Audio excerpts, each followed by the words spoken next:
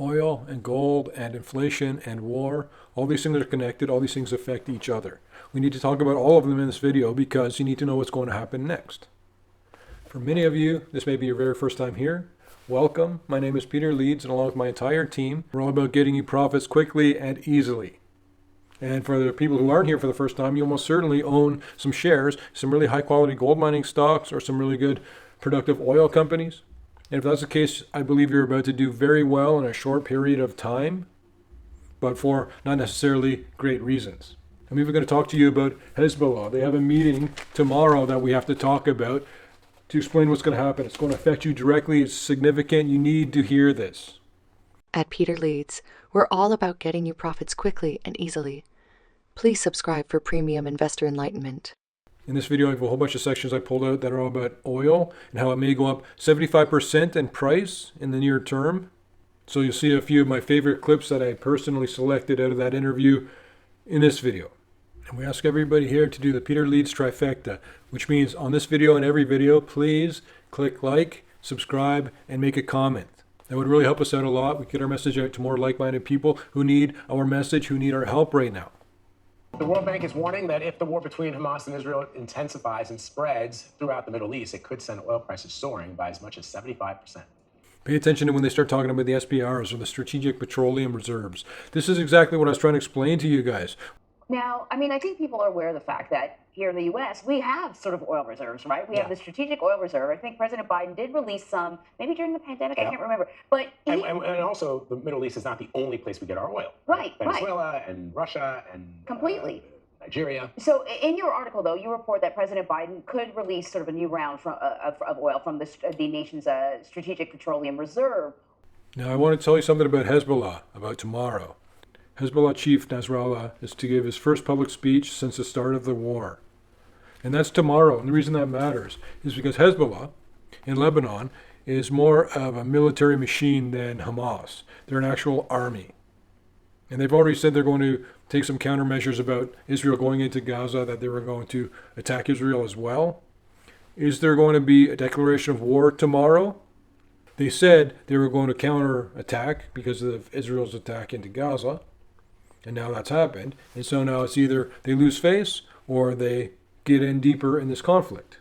So can you explain to our audience what analysts are saying about what could happen to markets and the global trade if we see a widening of this war beyond just Israel and the Gaza Strip? Because most people will say, but these two countries don't produce oil. Right. What is the concern? When you add up the fact that Turkey's getting into it now and they're talking about fighting Israel, there's increased attacks from Syria, whatever message he presents in the speech tomorrow will make such a difference in terms of how this war goes, how certain investments go because of the implications of the speech. Now, a lot of people are going to be talking about this, but you should be trying to watch it or learn from it or at least subscribe to the channel so that you'll get an update on it from me after he's had the speech. So what they did was they looked at a few different examples, the most extreme being 1973 when there was the Arab oil embargo. And that kind of situation, if 8 million barrels of oil a day were taken off the markets, they estimated that prices could go up over $150 per barrel, which is a 75% increase from where we are right now. And this one, I just want to read you the headline. Another public health crisis. 1 in 8 households struggle with food insecurity. My point is, so long ago, when I'm talking about this stuff and I'm saying where it's going and how it's going to end up, there's going to be more homelessness. And people just think it's a thing to try and alarm you, to try and get views on a video or something. I've been talking about this for so long, and now this is how it's all manifesting. The fiscal irresponsibility is manifesting in this way. People have less money. They're in lines for food for longer. More people need food. They have financial insecurity. They've got food insecurity. This is an illustration of a deteriorating economy because we've got too much debt. We're running a negative operating deficit, and we're making all the wrong choices for the fiscal health and future of the country. And so the World Bank is warning that the global economy could face a dual energy shock for the first time in decades if the conflict in the Middle East escalates. And it also has to do with sort of the other ongoing conflict, which is between Ukraine and Russia. The stock more than doubled, allowing me to sell half and use that money to invest in another stock pick of yours. And I printed this one off because I wanted to read it to you specifically. Chipotle Mexican Grill easily tops earnings estimates as higher prices help offset food inflation. They're talking about it from the perspective of the company itself. So what they're saying here is that the pieces to make the food that they're selling to you at Chipotle, cost more to the company. So they raise their prices. It's pushed through inflation. They're costing you more because it costs them more to provide the product or service. So what happened is they raised prices, and that just turned out to make them even more profits. The prices got more expensive. They raised prices. They made even more money. So you took the hit in that environment. That was just showing you an example of how it plays out. Why you're always the one who's going to take the hit from this, not the companies.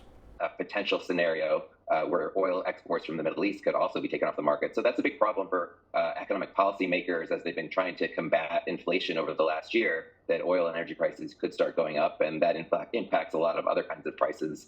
This was an article from CNBC that I wanted to pull out and read to you. Gold is testing the key $2,000 level. Why analysts are bullish.